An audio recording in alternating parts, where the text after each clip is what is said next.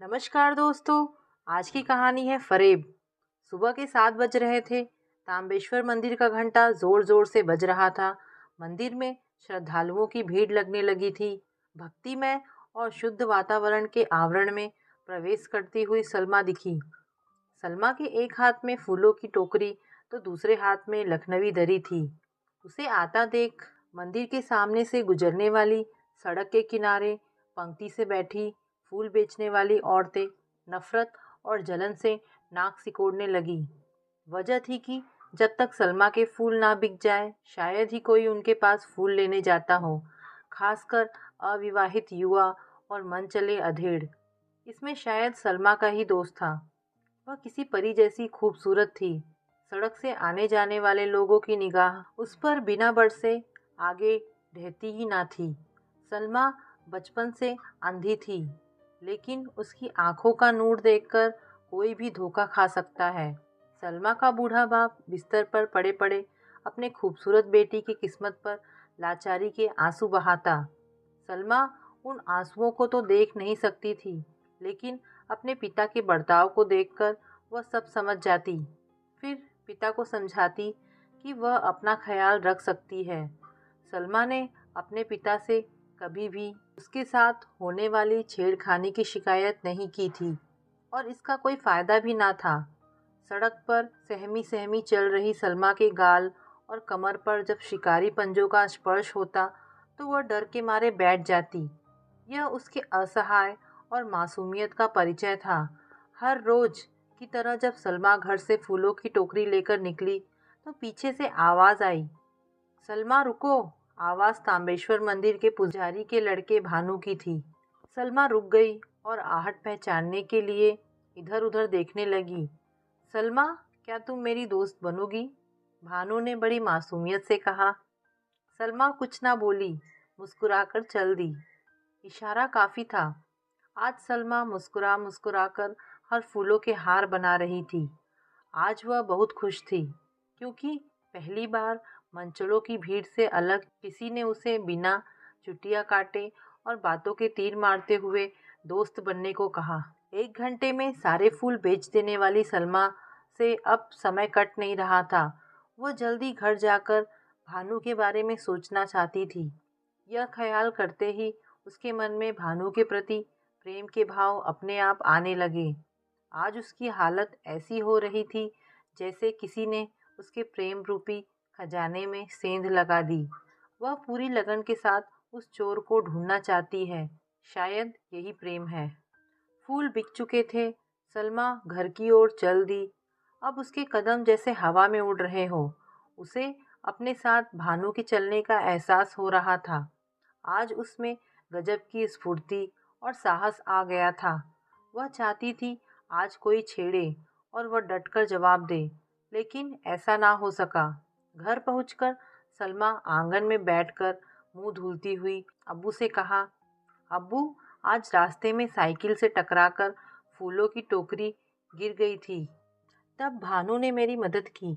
यह कहकर उसने अपने और भानु के बारे में सुनने के लिए कान खड़े कर लिए। अब्बू ने पूछा, बेटा तुम्हें चोट तो?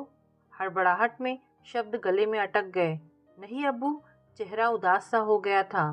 तब ठीक है, बेचैनी वाली सांस छोड़ते हुए कहा। सलमा के इस झूठ से कोई फायदा ना हुआ। वह जो सुनना चाहती थी अब्बू ने नहीं कहा था। बोझिल मन से वह खाना बनाने की तैयारी करने लगी। चौराहे पर भानु अपने बिगड़ैल दोस्तों के साथ बैठकर सिगरेट पी रहा था। इन बिगड़ैल राजकुमारों का मुखिया भानु था, इसलिए आज उन लोगों के बीच चर्चा का विषय सलमा थी। सब सलमा के ऊपर अपने अपने विचार रखने शुरू कर दिए। यार, वह मुसलमान होकर फूल वालियों का धंधा चौपट कर रही है। इसे यहाँ से किसी भी तरह भगा देना चाहिए। यह रामू का दर्द बोल रहा था। उसकी माँ की फूलों और लड्डुओं की दुकान भी मंदिर के सामने थी। अरे यार, मंदिर के अंदर तो सिर्फ मुक्ति है, भक्ति तो बाहर है। भगा देंगे तो धर्मी कैसे बनेंगे? मन्नू की इस बात पर सब हंस दिए और खुद को आश्वासन दिया कि अभी हम पूरी तरह अधर्मी नहीं हुए हैं। भानु, जो इधर उधर निहार रहा था, अपने पद का ख्याल करते हुए गुरूर से कहा, अम्मा देखो यार, बातों में मत लटके रहो, उधर देखो सल्लो रानी आ रही है।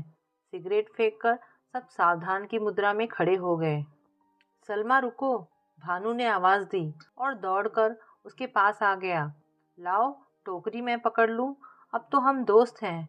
भानु ने सलमा के हाथ से टोकरी लेने की कोशिश की। सलमा हट गई।